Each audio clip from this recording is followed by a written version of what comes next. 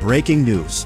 New Karachi industrial area में भत्ताखोरी के खिलाफ ताजिर सरापा एहतजाज। कराची में भत्ताखोरी के बढ़ते हुए वाकयात ने अब खुलकर सड़कों पर गुस्से की शक्ल इख्तियार कर ली है। न्यू कराची इंडस्ट्रियल एरिया की हुदूद में ताजिरों ने शदीद एहतजाज करते हुए वाज़ेह पैगाम दे दिया है कि अब मजीद खामोश नहीं रहा जाएगा। मुजाहिरीन का कहना है कि जराइम पेशा अनासिर खुले आम भत्ता तलब कर रहे हैं।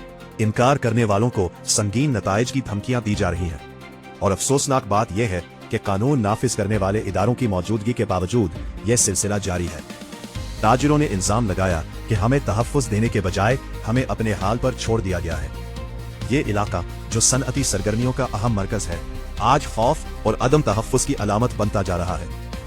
कारोबारी अफराद का कहना है कि अगर यही सूरत हाल बरकरार रही तो फैक्ट्रियां बंद होंगी, मजदूर बेरोजगार होंगे और मईशत को नाकाबिले तलाफी नुकसान पहुंचेगा।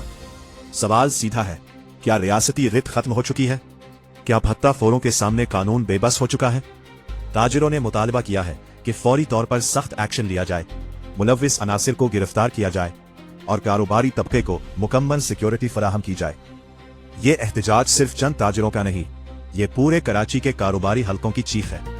अगर आज भी मुअस्सिर कार्रवाई ना की गई तो कल ये एहतजाज मजीद शिद्दत इख्तियार कर सकता है और इसका नुकसान सिर्फ ताजिरों को नहीं, पूरी मईशत को भुगतना पड़ेगा।